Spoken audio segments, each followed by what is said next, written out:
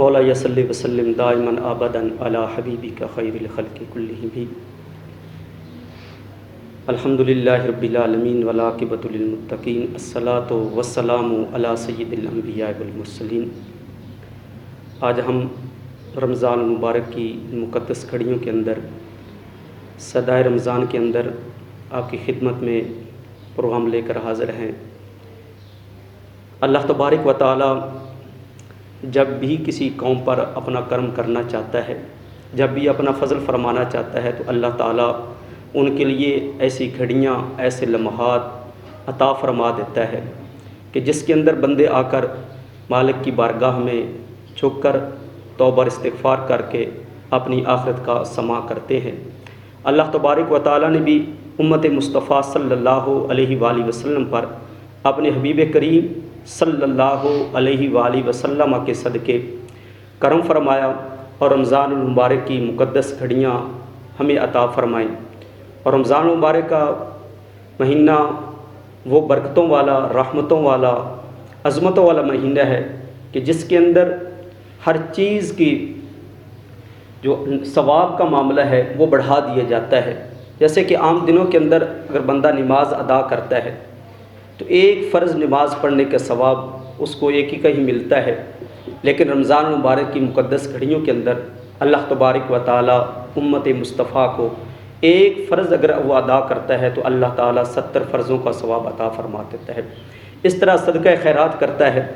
تو اس صدقہ خیرات کے اندر بھی اللہ تبارک و تعالیٰ اپنے بندے کے لیے اجر کو بڑھا دیتا ہے۔ تو آج اس سلسلے کے اندر ہی ہم حاضر ہیں، اور آج میرے ساتھ جو میرے مہمان حضرات ہیں ان میں سے حضرت علامہ مولانا حافظ محمد احمد طہری صاحب ہیں، اور ان کے ساتھ تشریف رکھتے ہیں حافظ محمد لقمان اشرف صاحب، اور ہمارے پاس نعت شریف کے لیے مشہور نعت خوان ڈاکٹر محمد عمران مصطفی صاحب وہ تشریف رکھتے ہیں، اور ہم اپنے پروگرام کا آغاز کرتے ہیں۔ سب سے پہلے میں حافظ محمد لقمان اشرف صاحب سے اس کے بارے میں کہ روزہ کیا صرف امت مصطفیٰ پر فرض ہوگا یا کہ پہلی امتوں پر بھی روزہ فرض تھا، اور اس کا طریقہ کار کیا تھا؟ کیا جس طرح ہم روزہ رکھتے ہیں اسی طرح پہلی امتوں پر روزہ تھا یا اس کے اندر کچھ تھی، اور امت مصطفیٰ پر کس طرح روزہ ہے؟ آپ اس کے بارے میں ارشاد فرمائیں۔ بسم اللہ الرحمن الرحیم۔ میں سب سے پہلے اپنے استاذ مکرم علامہ محمد ارشد چشتی صاحب ان کا میں مشکور ہوں جنہوں نے ہمیں یہاں موقع دیا۔ تو آپ نے میرے سے سوال کیا ہے کہ روزے کی تاریخ کے حوالے سے کہ روزہ کب سے فرض ہے، اور پچھلی امتوں کے حوالے سے کہ روزہ آیا ان پر بھی جو ہے وہ روزے فرض تھے یا نہیں۔ تو میں قرآن پاک کی اس آیہ مبارکہ کا سہارا لیتے ہوئے آپ کے سامنے گوش گزار کرتا ہوں۔ اللہ رب العالمین قرآن کریم کے اندر ارشاد فرماتے ہیں، یا ایھا الذین آمنوا کتب علیکم الصیام کما کتب علی الذین من قبلکم۔ فرمایا اے ایمان والو، میں نے آپ کے اوپر روزے جو ہیں وہ فرض کیے ہیں جس طرح تم سے پہلی جو امتیں تھیں ان پر روزے فرض کیے گئے۔ تو اس آیہ مبارکہ سے یہ بھی ہمیں اس بات کا علم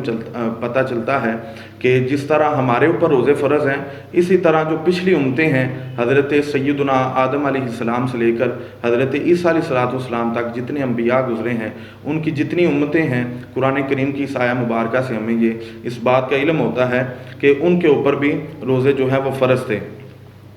تو ناظرین کرام، جو روزہ فرض کس طرح ہوا؟ نبوت کے 15ویں سال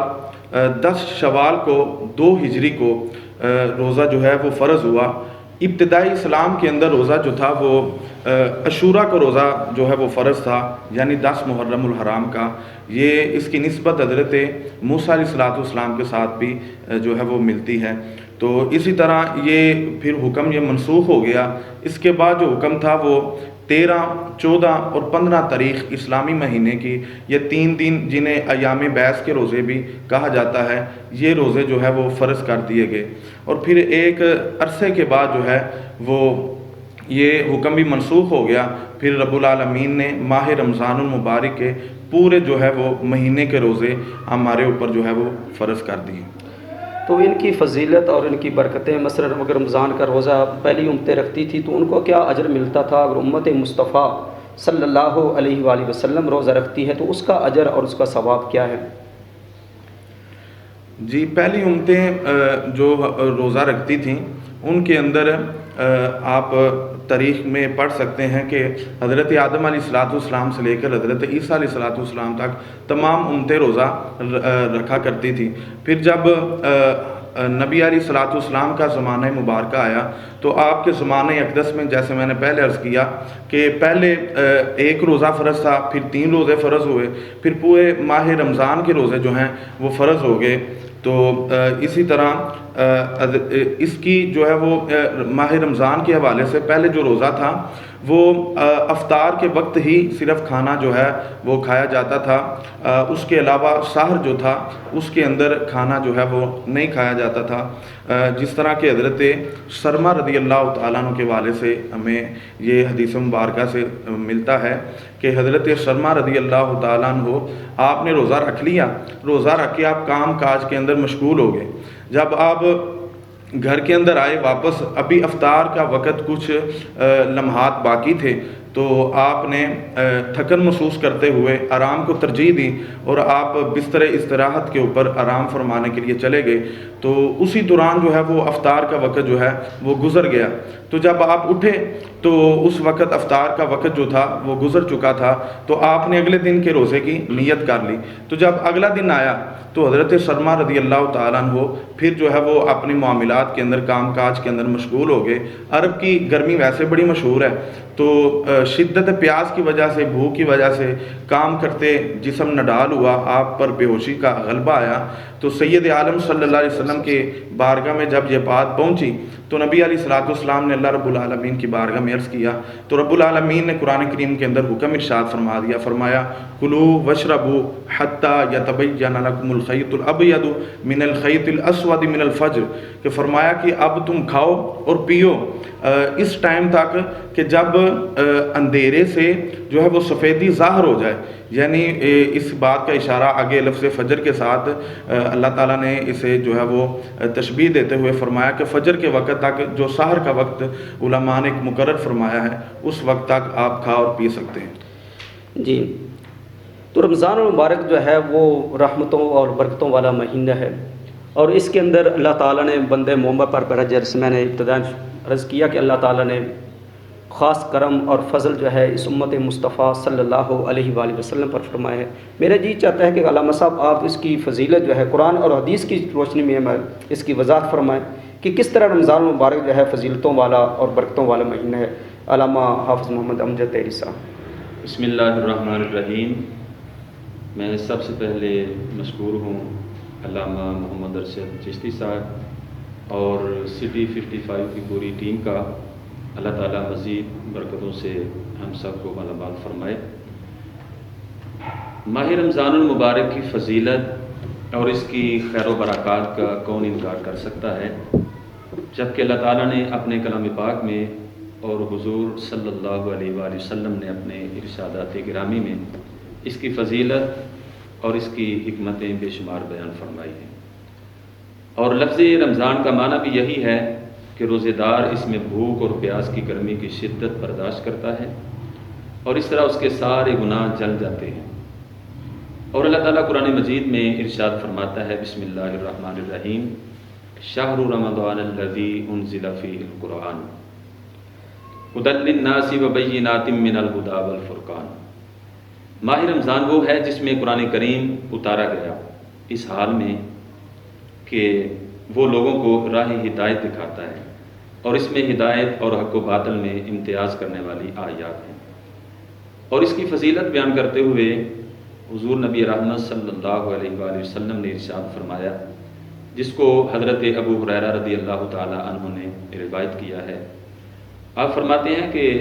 رسول اکرم صلی اللہ علیہ وآلہ وسلم نے ارشاد فرمایا، اے میرے غلاموں، تمہارے پاس رمضان شریف اور برکت والا مہینہ تشریف لے آیا ہے۔ اللہ تعالیٰ نے تمہارے اوپر اس کے روزے فرض کر دیے ہیں۔ اس میں آسمانوں کے دروازے کھول دیے جاتے ہیں اور جہنم کے دروازے بند کر دیے جاتے ہیں، اور اس میں سرکش شیطانوں کو جکڑ دیا جاتا ہے، اور اس میں اللہ تعالیٰ کی طرف سے ایک رات عطا کی گئی ہے جس کی عبادت 1000 ماہ کی عبادت سے بہتر ہے۔ ماشاءاللہ۔ جس کو اس کی خیر سے محروم کر دیا گیا وہ تمام قسم کی بلائیوں سے محروم کیا گیا۔ اللہ تعالیٰ نے قرآن مجید میں اس کی فضیلت جو ہے وہ اس آیہ کریمہ میں بیان فرمائی، اور جو روایت آپ کے سامنے عرض کی ہے اس کے اندر نبی پاک صلی اللہ علیہ وسلم نے بھی اس کی فضیلت کو بیان فرمایا۔ ایک دوسری روایت میں حدیث مبارکہ میں حضرت ابو ہریرہ رضی اللہ تعالیٰ عنہ سے روایت ہے کہ حضور صلی اللہ علیہ وسلم نے فرمایا کہ وہ آدمی جس کے سامنے میرا نام لیا جائے، صلی اللہ علیہ وسلم، یہ بڑی مشہور روایت ہے کہ جس کے سامنے میرا نام لیا جائے اور وہ مجھ پر درود پاک نہ پڑھے تو اس کی ناک خاک آلود ہو، یعنی وہ ذلیل و رسوا ہوا۔ اور وہ آدمی جس کے ماں باپ زندہ ہوں یا دونوں میں سے ایک زندہ ہو اور وہ ان کی خدمت کر کے انہیں راضی نہ کرے تو وہ بھی ذلیل و رسوا ہو۔ اور وہ آدمی جو رمضان شریف کو پائے اور اس کے ختم ہونے سے پہلے پہلے اللہ تعالیٰ سے اپنے گناہ نہ بخشوا لے، اس کی ناک بھی خاک آلود ہو، کیونکہ یہ ماہ مقدس اللہ تعالیٰ کی مغفرت اور بخشش کا مہینہ ہے۔ جس کے اس مقدس ماہ میں گناہ نہ بخشے جائیں وہ بہت بڑے گھاٹے میں ہے۔ ہم بریک لینے سے پہلے میں ایک چھوٹا سا اور کوشچن آپ کے سامنے رکھنا چاہتا ہوں کہ یہ ایک جو روایت کے اندر آتا ہے کہ وہ روزہ دار کے منہ سے جو بدبو نکلتی ہے، اس کے بارے میں کریم آقا علیہ الصلوۃ والسلام نے اس کی فضیلت کیا بیان فرمائی ہے؟ حضور نبی اکرم صلی اللہ علیہ وسلم نے اس کے متعلق ارشاد فرمایا ہے کہ روزے دار کے منہ سے جو بو آتی ہے وہ اللہ رب العالمین کے نزدیک کستوری اور عنبر سے بھی زیادہ وہ فضیلت والی ہے، سبحان اللہ۔ اس سے بھی زیادہ۔ تو یہ رمضان المبارک کی اللہ تعالیٰ نے ایک برکت رکھی ہے۔ جی ہم ایک مختصر سا وقفہ لیتے ہیں اور وقفے کے بعد ہم نعت رسول مقبول صلی اللہ علیہ وآلہ وسلم سماعت فرمائیں۔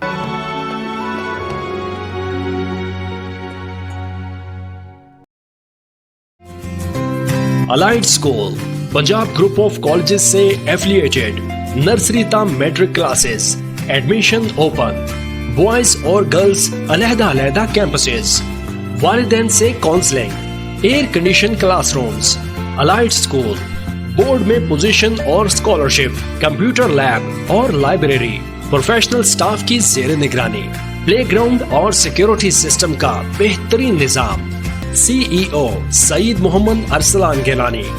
Address Shahrah Quaid Azam Iqbal town Rahwali Kent. Contact number 0301 6400 876 and 055 386 4057۔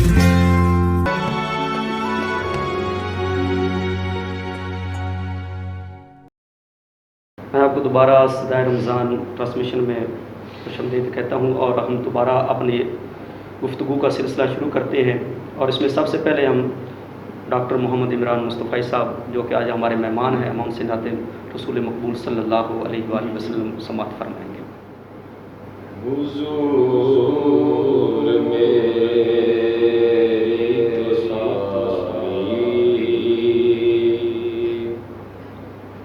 بہار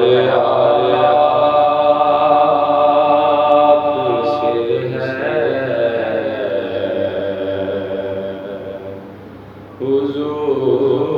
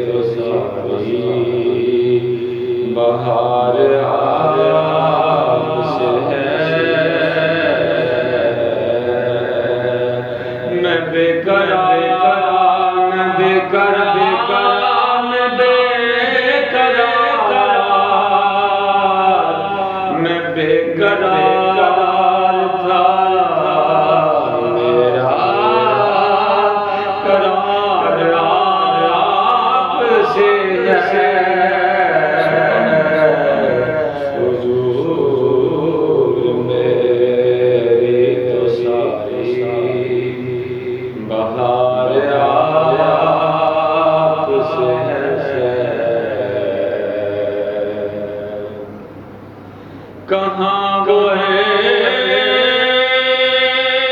مدینہ، کہاں میری ہستی، کہاں وہ ہے مدینہ، کہاں میری ہستی، یہ حاضری کا شرف بار بار آپ سے ہے، جدوں کوئی مدینے جاندا ہے دل روندا تیرے قرآن ہے، ہن تے سد لے عمران نو سونے اینو تیرا بچھوڑا ستاندا ہے، کہاں وہ ہے مدینہ، کہاں میری ہستی، یہ حاضری کا شرف بار بار آپ سے ہے، یہ حاضری کا شرف بار بار آپ سے ہے،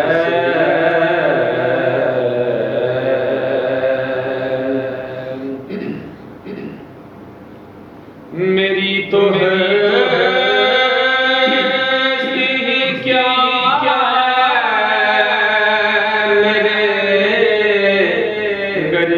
غریب نواز، میری تو ہستی کیا ہے، میرے غریب نواز، جو مل رہا ہے مجھے سارا پیار آپ سے ہے، جو مل رہا ہے مجھے سارا پیار آپ سے ہے،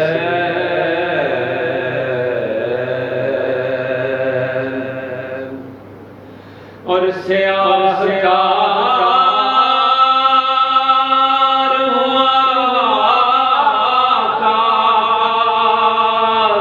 بڑی ندامت ہے، یا رسول اللہ یا رسول اللہ، سیاہ کا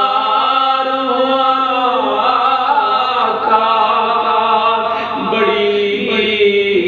ندامت ہے،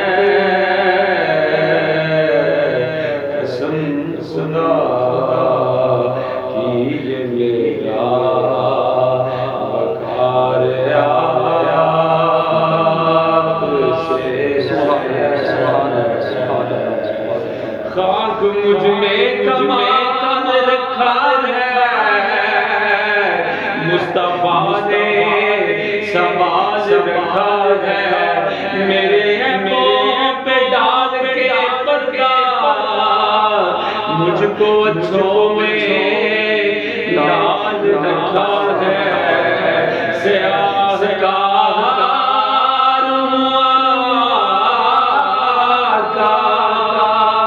بڑی ندامت ہے، ندامت ہے، قسم خدا کی یہ میرا وقار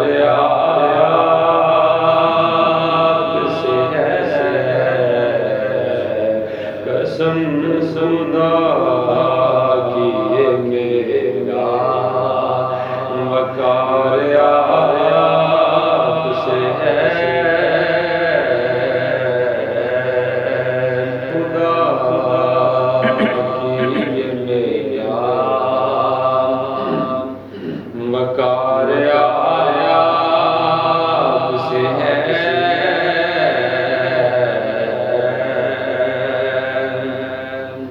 میں اس یقین سے زندہ ہوں آپ میرے ہیں میں اس یقین سے زندہ ہوں آپ میرے ہیں میری حیات کا دار و مدار آپ سے ہے میری حیات کا دار و مدار آپ سے ہے کچھ نہیں مانگتا شاہوں سے یہ شیدا تیرا اس کی دولت ہے نقش کفے پا تیرا اور پورے قد سے جو کھڑا تو یہ تیرا ہے کرم مجھ کو جھکنے نہیں دیتا ہے سہارا تیرا میں اس یقین سے زندہ ہوں آپ میرے ہیں میری حیات کا دار و مدار آپ سے ہے میری حیات کا دار و مدار آپ سے ہے میں بے قرار تھا میرا قرار آپ سے ہے حضور میری تو ساری بہار آپ سے ہے آپ سے ہے آپ سے ہے آپ سے ہے حضور میری تو ساری بہار آپ سے ہے سبحان اللہ یہ تھے اللہ ڈاکٹر محمد عمران مصطفی صاحب کریم آقا علیہ الصلوۃ والسلام کی بارگاہ میں گلہائے عقیدت پیش فرما رہے تھے۔ تو اب اسی مناسبت سے میں چاہوں گا کہ رمضان المبارک کی مقدس گھڑیوں کے اندر کریم آقا علیہ الصلوۃ والسلام کی آپ کی زندگی کی معمولات کیا تھے، آپ کا روزے کا انداز کیا تھا، عبادت کا انداز کیا تھا۔ تو میں گزارش کروں گا حافظ محمد لقمان اشرف صاحب سے کہ وہ اس کے بارے میں وضاحت فرمائیں کہ کریم آقا علیہ الصلوۃ والسلام رمضان المبارک کی مقدس گھڑیاں کس انداز میں گزارتے تھے۔ جی، ماہ رمضان المبارک کے اندر نبی کائنات صلی اللہ علیہ وآلہ وسلم آپ کے معمولات جو تھے یہ عبادت کے حوالے سے اور سخاوت کے حوالے سے، ہر قسم کے حوالے سے نبی علیہ الصلوۃ والسلام کے معمولات غیر رمضان سے تھوڑا الگ ہوتے تھے۔ اسی حوالے سے حضرت ابن عباس اور حضرت سیدہ عائشہ الصدیقہ رضی اللہ تعالیٰ عنہ آپ روایت فرماتی ہیں کہ رمضان المبارک جب تشریف لے کر آتا تو نبی علیہ الصلوۃ والسلام قیدیوں کو رہائی عطا فرما دیا کرتے تھے، سبحان اللہ۔ اور اسی طرح اگر کوئی سائل آپ کے دروازے پر آتا، سوال کرتا، کچھ مانگتا، تو نبی علیہ الصلوۃ والسلام ویسے بھی غیر رمضان کے اندر بھی نبی علیہ الصلوۃ والسلام اپنا ہو یا بیگانہ حضور کے دروازے پر جو بھی آیا ہے نبی علیہ الصلوۃ والسلام اسے بن بانگے جو ہے وہ عطا فرما دیا کرتے تھے. لیکن رمضان کے اندر اس بات کو زیادہ ترجیح دیا کرتے تھے کہ اگر کوئی سائل آیا ہے تو نبی علیہ الصلوۃ والسلام اسے ضرور نوازا کرتے تھے. اسی سلسلہ میں حضرت سیدنا ابو ہریرہ رضی اللہ تعالیٰ عنہ آپ فرماتے ہیں کہ نبی علیہ الصلوۃ والسلام رمضان المبارک کے اندر زیادہ قیام کرنے کا حکم جو ہے وہ ارشاد فرمایا کرتے تھے. اور سرکار مدینہ صلی اللہ علیہ وآلہ وسلم نے فرمایا جو شخص رمضان المبارک کے اندر نماز تراویح جو ہے وہ خلوص نیت کے ساتھ ادا فرمائے گا تو سرکار مدینہ صلی اللہ علیہ وسلم نے فرمایا اللہ اس کی برکت کے ساتھ اس کے پچھلے سارے گناہ معاف فرما دے گا. اور اسی ضمن کے اندر حضرت انس رضی اللہ تعالیٰ عنہ فرماتے ہیں کہ رمضان کے آخری عشرہ میں، جو رمضان کا آخری عشرہ ہوتا، آخری 10 دن ہوتے، نبی علیہ الصلوۃ والسلام اس آخری دنوں کے اندر حضور اپنے بستر سے الگ ہو جاتے. اور اس طرح بھی حدیث مبارکہ میں آتا ہے کہ نبی علیہ الصلوۃ والسلام گھر سے بستر کو اٹھوا دیا کرتے تھے اور ساری رات اللہ رب العالمین کی بارگاہ میں جو ہے وہ عبادت و ریاضت کے ساتھ گزارا کرتے تھے اور اہل خانہ سے بھی الگ ہو جایا کرتے تھے. اور رات کا جو کھانا تھا وہ اس کو تناول نہیں فرمایا کرتے تھے، بلکہ آخری 10 جو روزے ہوتے ان 10 روزوں کے اندر آخری عشرے کے اندر نبی علیہ الصلوۃ والسلام سحر کے جو ہے وہ وقت کے اندر ہی کھانا جو ہے وہ تناول فرماتے. افطار کے وقت جو ہے وہ نبی علیہ الصلوۃ والسلام جو ہے وہ کھجوروں کے ساتھ یا پانی کے ساتھ جو ہے وہ روزہ افطار کر لیا کرتے، سحر کے اندر جو ہے وہ کھانا کھایا کرتے. جی،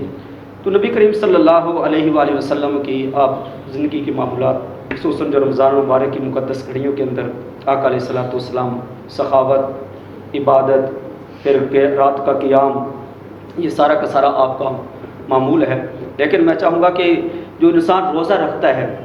اس روزہ دار کو کیا ملتا ہے، اس کی فضیلت اور اس کی برکتیں کیا ہیں، کہ ایک عام بندہ جو روزہ رکھتا ہے اس کو کیا مقام ملتا ہے، کیا مرتبہ ملتا ہے، کہ صرف یہ روزہ بھوک اور پیاس کو جو ہے یہ برداشت کرنے کا نام ہے، یا اسلام نے اس کا اور اجر اور اس کا اور جو ہے مقام عطا فرمایا ہے. میں گزارش کروں گا حضرت علامہ مولانا محمد امجد تیری صاحب سے کہ وہ اس کے بارے میں ہماری رہنمائی فرمائیں قرآن حدیث کی روشنی میں. جی، حدیث مبارکہ میں آتا ہے، حضرت سیدنا ابو ہریرہ رضی اللہ تعالیٰ عنہ روایت فرماتے ہیں کہ حضور نبی اکرم صلی اللہ علیہ وآلہ وسلم نے ارشاد فرمایا کہ ابن آدم کو اللہ تعالیٰ ایک نیکی کے بدلے میں 10 سے لے کر 700 تک نیکیاں عطا فرماتا ہے. سبحان اللہ. لیکن رمضان المبارک کی ایک ایسی بابرکت یہ مبارک مہینہ ہے کہ نبی رحمت صلی اللہ علیہ وآلہ وسلم نے ارشاد فرمایا کہ اس کے متعلق اللہ تعالیٰ ارشاد فرماتا ہے کہ جو رمضان المبارک میں روزہ رکھتا ہے اس کی جزا میں خود ہوں. سبحان اللہ. یعنی اس کی جزا میں ہی ہوں. اور یہ بھی ہو سکتا ہے کہ دوسری اس کا جو معنی ہے، ایک تو یہ ہے کہ اللہ تعالیٰ خود اس کی جزا خود عطا فرمائے گا اپنی دست قدرت سے. اور پھر حضور نبی اکرم صلی اللہ علیہ وآلہ وسلم نے ارشاد فرمایا کہ 2 خوشیاں اللہ تعالیٰ رمضان المبارک میں عطا فرماتا ہے، اور وہ ایک افطاری کے وقت ہے اور دوسری اللہ تعالیٰ کی ملاقات کے وقت. تو رمضان المبارک کا جو اجر ہے یہ اللہ تعالیٰ اس میں نیکیوں کا اجر بھی بڑھا دیتا ہے. یعنی ایک نیکی کے بدلے میں اللہ تعالیٰ 70 نیکیاں عطا فرماتا ہے. اور ایک روایت میں یوں بھی ملتا ہے کہ اگر کوئی ایک نفل ادا کرتا ہے تو اس کو اللہ تعالیٰ ایک فرض کے برابر ثواب عطا فرماتا ہے. اگر کوئی ایک فرض ادا کرتا ہے اس کو اللہ تعالیٰ 70 فرضوں کے برابر ثواب عطا فرماتا ہے. اس کے بارے میں تھوڑی سی یہ بھی وضاحت کریں کہ یہ جو باقی ہم نماز پڑھتے ہیں، قرآن کی تلاوت کرتے ہیں، حج کرتے ہیں، اس کے بارے میں اللہ تبارک و تعالیٰ نے یہ نہیں ارشاد فرمایا. حالانکہ عبادت نماز بھی اللہ کی عبادت ہے، قرآن پاک یہ بھی اللہ کا ذکر اس کی عبادت ہے، حج ہے یہ بھی اللہ تعالیٰ کی عبادت ہے. یہ خصوصی طور پر رمضان کو یہ کیوں، اس کی کیا وجہ یہ بھی ہو سکتی ہے کہ روزہ جب انسان رکھتا ہے تو اس کے روزے کا یہ کیونکہ راز ہے اللہ اور اس کے بندے کے درمیان، تو اس لیے رب ذوالجلال نے کیا یہ ارشاد فرمایا کہ روزہ میرے لیے ہے اور میں اس کی جزا اپنے بندے کو خود دوں گا. روزہ جو ہے باقی جتنی بھی عبادات ہیں ان کا تعلق ظاہر سے ہے. اگر کوئی بندہ نماز پڑھتا ہے تو نماز پڑھتے ہوئے اس کو لوگ دیکھتے ہیں اور وہ سامنے اس کی عبادت لوگوں کو نظر آتی ہے. اگر کوئی حج ادا کرتا ہے یا زکوٰۃ دیتا ہے یا کوئی بھی عمل کرتا ہے تو اس کا تعلق ظاہر سے ہے، لیکن جو رمضان المبارک میں روزہ رکھا جاتا ہے اس کا تعلق انسان کے باطن سے ہے۔ تو اللہ تعالیٰ کو ظاہری عبادت بھی بڑی پسندیدہ ہے، لیکن ایسی عبادت کہ جس میں بالکل بھی ریاکاری اور دکھلاوا نہ ہو، اللہ تعالیٰ اس عبادت کو دوسری عبادتوں کی نسبت زیادہ اجر عطا فرماتا ہے۔ تو رمضان المبارک کا یہ جو روزہ ہے یہ ایک بندے اور اللہ تعالیٰ کے درمیان ایک خاص تعلق ہے۔ اس بنیاد پر اللہ تعالیٰ نے یہ ارشاد فرمایا کہ اس کی جزا بھی میں ہی ہوں، یہ خالص میرے لیے ہے، اس میں کسی اور کو بالکل کوئی دکھلاوا، کوئی ریاکاری یا کوئی کسی کے سامنے تصنع اور بناوٹ والا کوئی معاملہ نہیں۔ تو اس لیے اللہ تعالیٰ نے اس کا اجر جو ہے وہ یہ رکھا کہ یہ خالص میرے لیے ہے، تو اس کی جزا بھی میں ہی ہوں، یعنی میں خود اس کا اجر عطا فرماؤں گا۔ جی، اب ہم ایک مختصر سے وقفے کی طرف جائیں گے، لیکن وقفے کے بعد بہت ہی اہم سوالات ہیں جو میں علماء کرام کی بارگاہ میں رکھوں گا کہ یہ عمومی طور پر ذکر ہوتا ہے جیسے ہی کوئی مہینہ عظمت والا آ رہا ہوتا ہے تو سوشل میڈیا پر یہ بات گردش کرنا شروع ہو جاتی ہے کہ جو اس کی پہلے خوشخبری کسی کو دے گا، بشارت دے گا، تو اللہ اسے جنت میں اعلیٰ مقام عطا کرے گا، اس کے گناہ معاف کر دیے جائیں گے۔ تو انشاءاللہ مختصر سے وقفے کے بعد ہم جب دوبارہ حاضر ہوں گے تو میں علماء کرام کی بارگاہ میں یہ سوال رکھوں گا اور وہ قرآن و حدیث کی روشنی میں ہم اس کی وضاحت کریں گے۔ تو ہم ایک مختصر سا وقفہ لیتے ہیں۔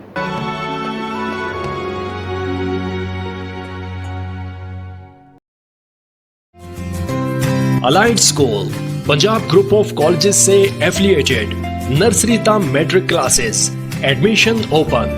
بوائز اور گرلز علیحدہ علیحدہ کیمپسز، والدین سے counselling, air condition class rooms, Allied school board میں پوزیشن اور اسکالرشپ، کمپیوٹر لیب اور لائبریری، پروفیشنل سٹاف کی زیر نگرانی، پلے گراؤنڈ اور سیکیورٹی سسٹم کا بہترین نظام۔ C E O Saeed Muhammad Arslan Gilani. Address Shahrah Quaid Azam Iqbal town Rahwali Kent. Contact number 0301 6400 876 and 055 386 4057۔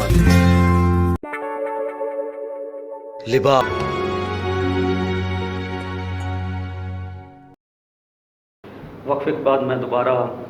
صدائے رمضان ٹرانسمیشن اس پروگرام کے اندر آپ کو دوبارہ خوش آمدید کہتا ہوں اور میرے ساتھ علماء کرام موجود ہیں۔ ہم سلسلہ گفتگو کو وہاں سے شروع کریں گے کہ سوشل میڈیا پر جو عمومی طور پر جیسے کوئی چاند طلوع ہونے لگتا ہے یا ہو جاتا ہے تو اس کے بعد یہ چیزیں گردش کرنا شروع ہو جاتی ہیں کہ جو کسی کو اس کی مبارک دیتا ہے سب سے پہلے تو اس کو جنت ملے گی، اس کے گناہ معاف ہو جائیں گے۔ تو اس کے بارے میں علماء کرام کا کیا موقف ہے اور قرآن حدیث کے بارے میں سے ہمیں کیا رہنمائی ملتی ہے؟ کیا یہ ایسا ہمیں کرنا چاہیے، نہیں کرنا چاہیے؟ اس کے کیا اثرات معاشرے پر مرتب ہوتے ہیں؟ تو میں گزارش کروں گا حافظ محمد لقمان اشرف صاحب سے کہ وہ اس کے بارے میں ہماری رہنمائی فرمائیں۔ جی، سوشل میڈیا پر جیسے ہی ماہ رمضان المبارک قریب آتا ہے یا ماہ ربیع الاول شریف جو ہے وہ قریب آتا ہے تو واٹس ایپ پہ، میسنجر پہ، فیس بک پہ پوسٹیں آ جاتی ہیں کہ جو بھی اس مہینے کی نبی علیہ الصلوۃ والسلام کی طرف اس کو جو ہے وہ کیا جاتا ہے کہ منسوب کیا جاتا ہے کہ نبی علیہ الصلوۃ والسلام کا یہ ارشاد ہے کہ جو شخص ماہ رمضان کا جو ہے وہ اس کی آمد کی خوشخبری دے گا یا ماہ ربیع الاول شریف کی یا کسی اور مہینے کی خوشخبری دے گا تو اس پر جنت واجب ہو جائے گی۔ حالانکہ اس طرح کی کوئی بھی حدیث مبارکہ جو ہے وہ کتب احادیث میں ہمیں نظر نہیں آتی۔ اسی ضمن کے اندر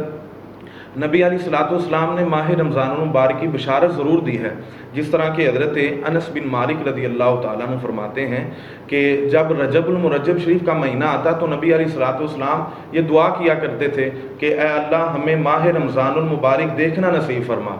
تو یہ تو نبی علیہ الصلوۃ والسلام کے حوالے سے یہ جو ہے وہ حدیث مبارکہ ملتی ہے۔ اور اسی طرح حضرت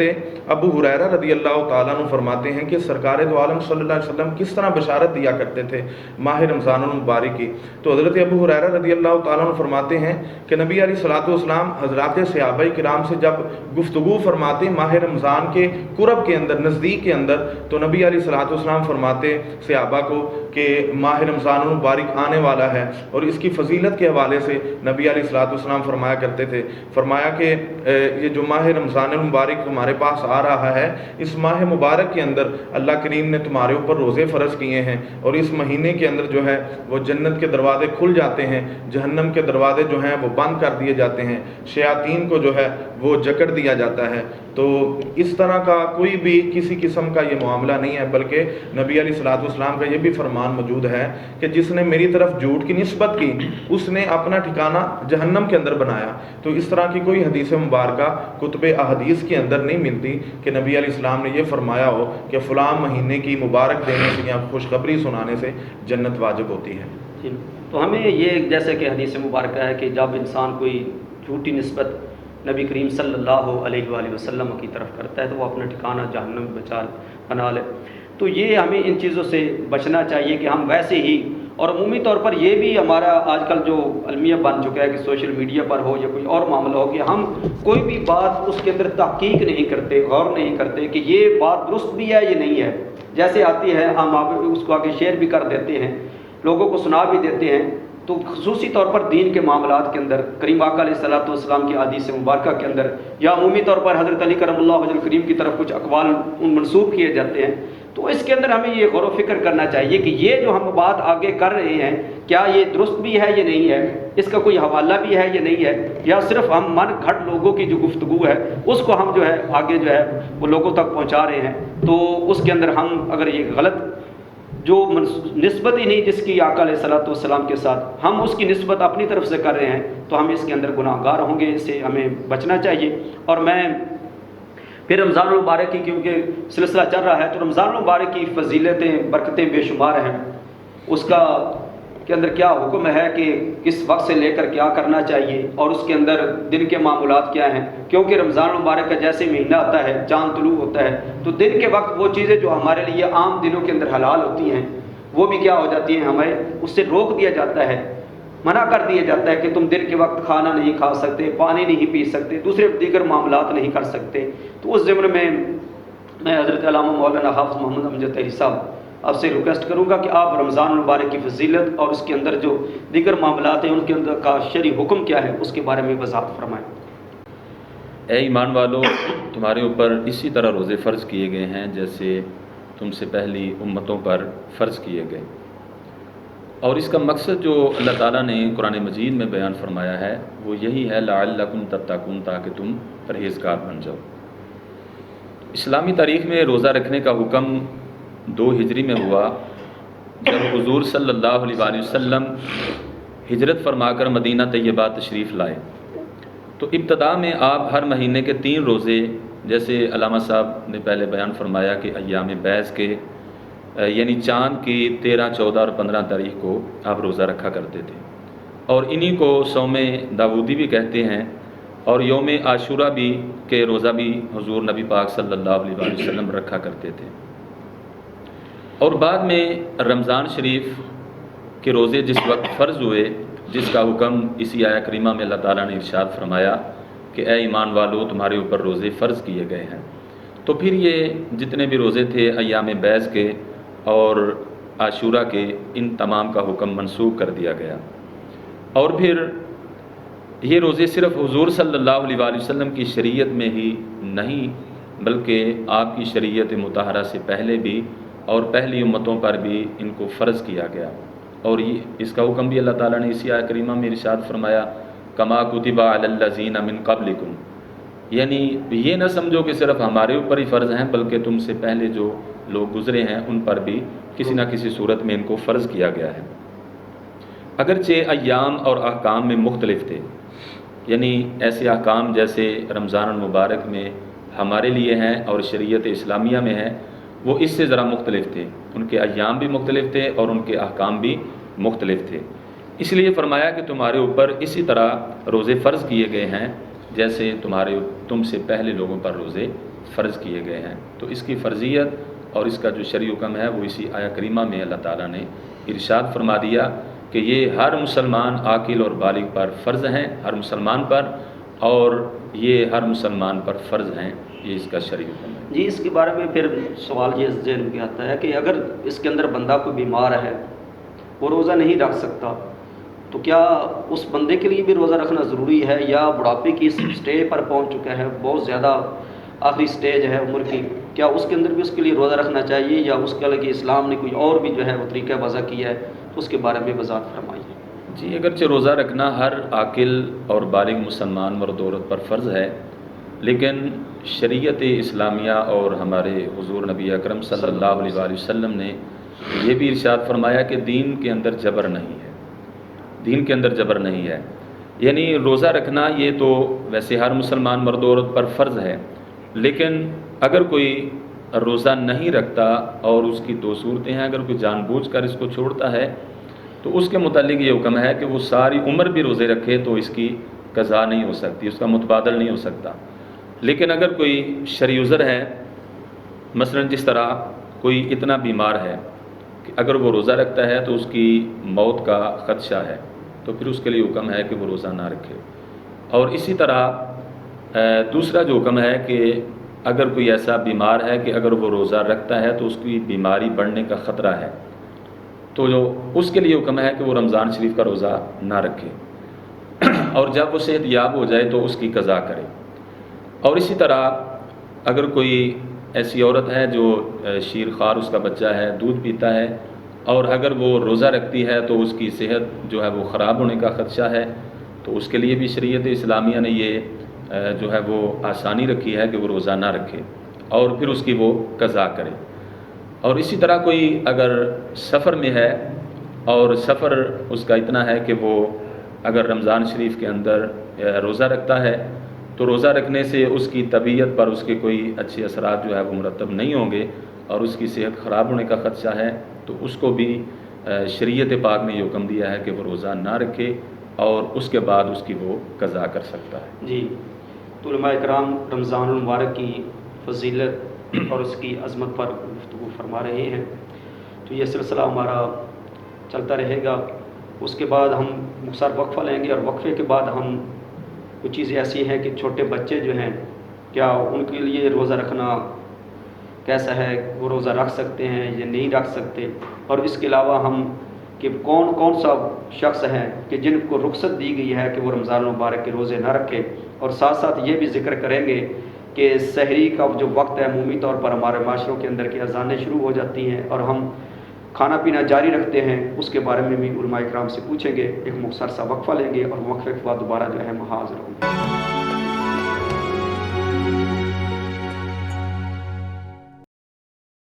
I want to be a doctor. I want to be a pilot. I want to be an engineer. Painting is my passion. What do you want your child to be? Leaders in Preschool and Baby Daycare is a great place to learn and grow for your kid. We have everything that a growing child needs. We have healthy environment, highly qualified faculty, preparation for preschool entrance exam, individual care, extracurricular activities, and fully air-conditioned classrooms.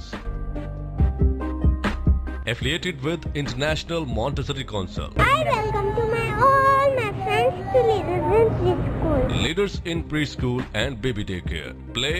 learn and grow together. Address 56A Street number 4, Ilama Iqbal Town, Gujranwala, Kent. Contact number 0300 0400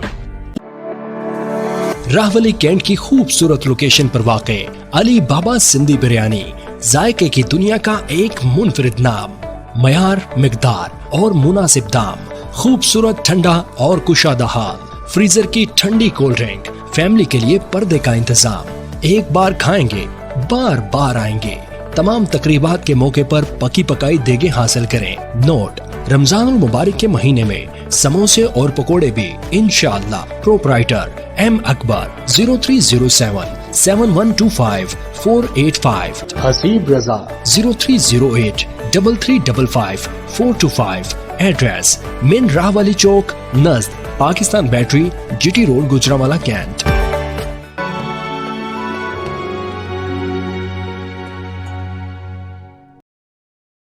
وقفے کے بعد میں آپ کو پھر programme کے اندر welcome کہتا ہوں۔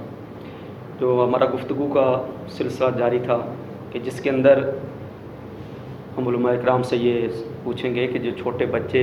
روزہ رکھتے ہیں ان کے لیے کیا حکم ہے، کیا ان کا روزہ کاؤنٹ ہوتا ہے نہیں ہوتا، کیا اگر وہ دن کے وقت کھا پی لیتے ہیں تو ان کی کیا صورت حال ہے. تو میں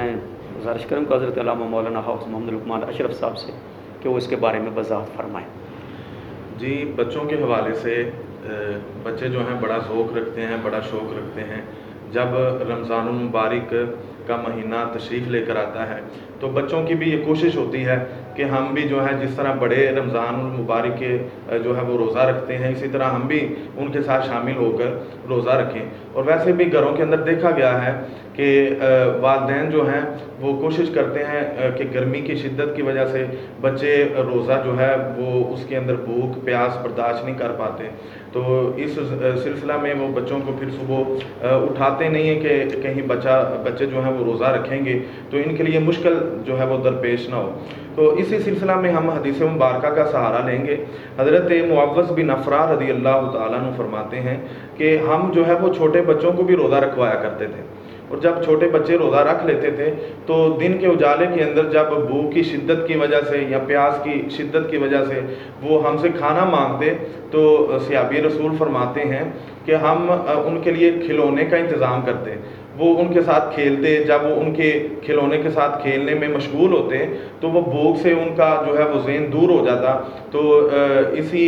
معاملات کے اندر افطار کا وقت جو ہے وہ قریب آتا، تو جب افطار کا وقت ہوتا تو وہ روزہ جو ہے وہ افطار کر لیتے. تو اسی سلسلہ میں اسی حدیث مبارکہ کو مد نظر رکھتے ہوئے میں اس حدیث مبارکہ سے ایک تو یہ بات کا پتہ چلتا ہے کہ اس دور کے اندر جو نبی علیہ الصلوۃ والسلام کا ظاہری زمانہ مبارکہ تھا، اس زمانہ اقدس کے اندر بچے بھی جو ہے وہ بڑے، جس طرح اس دور کے اندر بچے بڑا ذوق رکھتے ہیں اس دور کے اندر بھی بچے بڑے ذوق کے ساتھ شوق کے ساتھ رمضان المبارک کے روزے جو ہے وہ رکھا کرتے تھے. تو اس سلسلہ میں ان کے اوپر فرض تو نہیں ہے. حضرت علامہ عینی رحمۃ اللہ علیہ اسی حدیث مبارکہ کو مد نظر رکھتے ہوئے لکھتے ہیں کہ علماء کی ایک جماعت نے بچوں کے لیے روزہ رکھنا جو فرض روزہ ہے ان کے لیے روزہ رکھنا وہ مستحب جو ہے وہ قرار دیا ہے. اور اسی سلسلہ میں حضرت امام شافعی رحمۃ اللہ علیہ کا قول بھی جو ہے میں آپ کے سامنے رکھنا چاہوں گا کہ وہ فرماتے ہیں کہ بچوں کو روزہ کی عادت ڈالنے کے لیے، جس طرح نبی علیہ الصلوۃ والسلام کا فرمان علی شان ہے کہ جب بچہ 7 سال کا ہو جائے اسے نماز کی ترغیب جو ہے وہ دلائی جائے، اور جب وہ 10 سال کا ہو جائے تو اس پر ذرا جو ہے وہ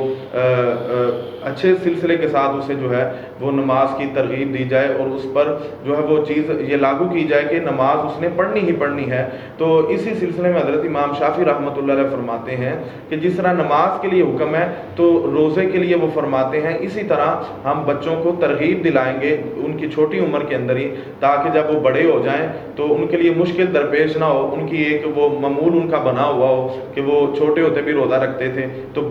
جب وہ بڑے ہوں تو روزہ رکھنے میں انہیں کوئی جھجک محسوس نہ ہو. تو یہی جو ہے وہ بچوں کے حوالے سے کہ نبی علیہ الصلوۃ والسلام کے صحابہ کرام بھی بچوں کو جو ہے وہ روزہ رکھوایا کرتے تھے. تو رمضان المبارک کا کیونکہ پہلا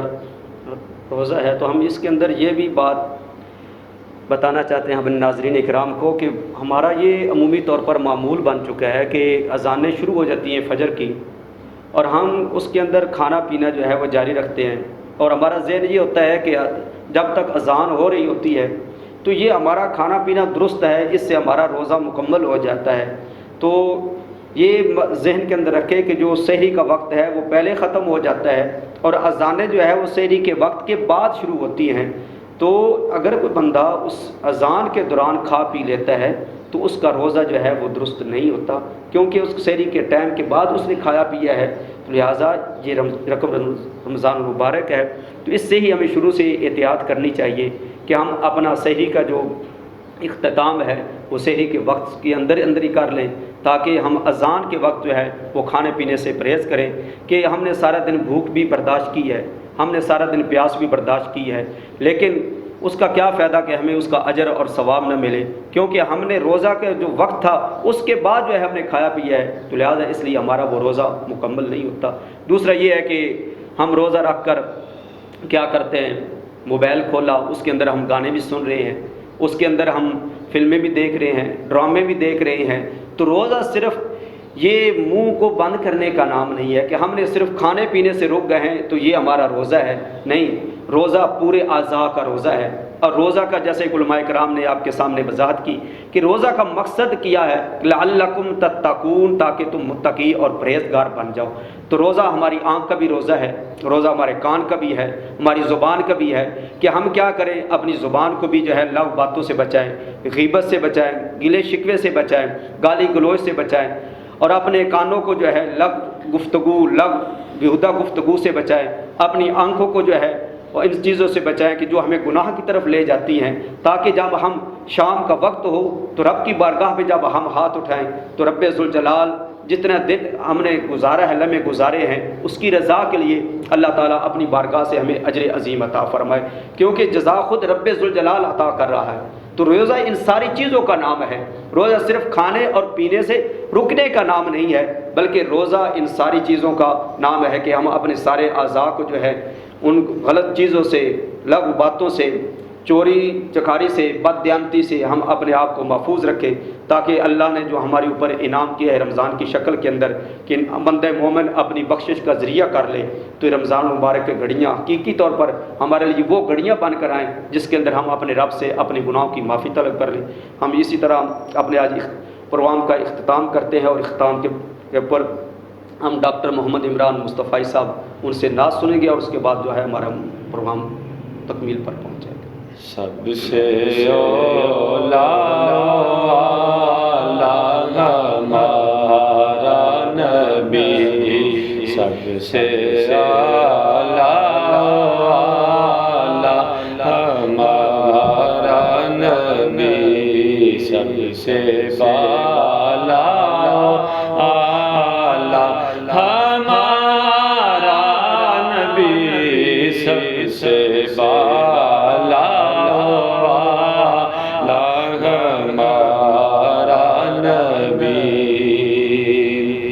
اپنے مولا کا پیارا ہمارا نبی، اپنے مولا کا پیارا ہمارا نبی، اپنے مولا کا پیارا ہمارا نبی، دونوں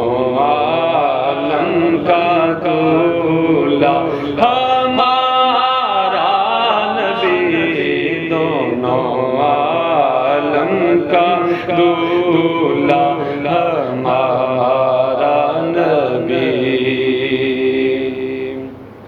کون دیتا ہے دینے کو منہ چاہیے،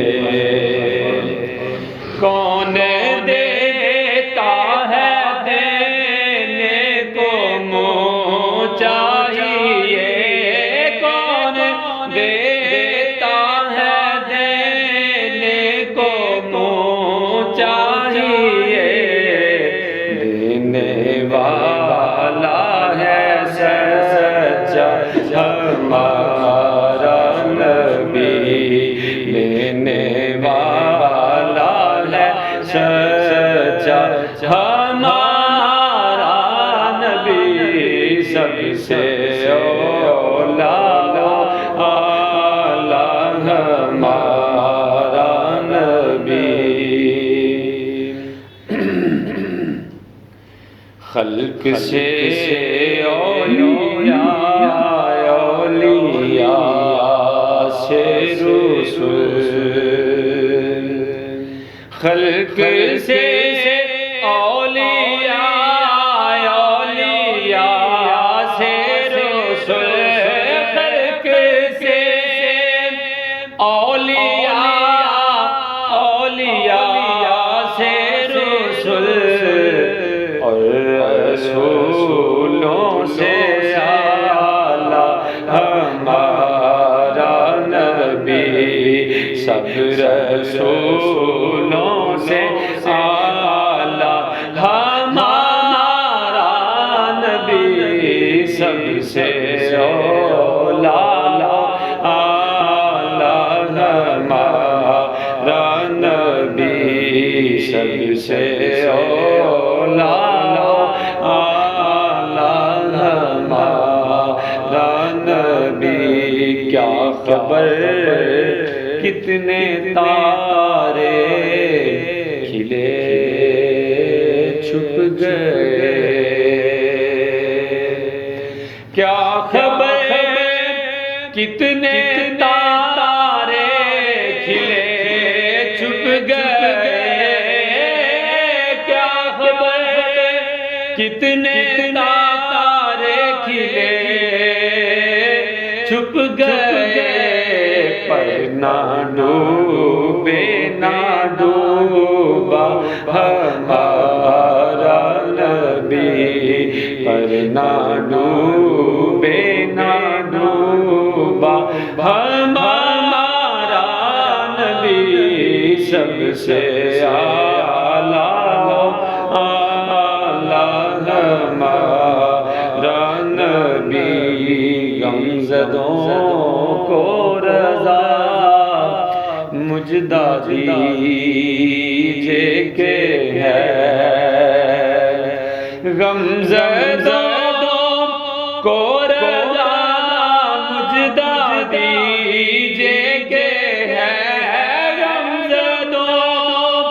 کو رضا مجدہ دیجے کہ ہے، بے کسوں کا سہارا ہمارا نبی، بے کسوں کا سہارا ہمارا نبی، سب سے اولا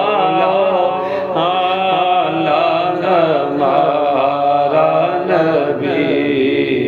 اپنے مولا کا پیارا ہمارا نبی، سب سے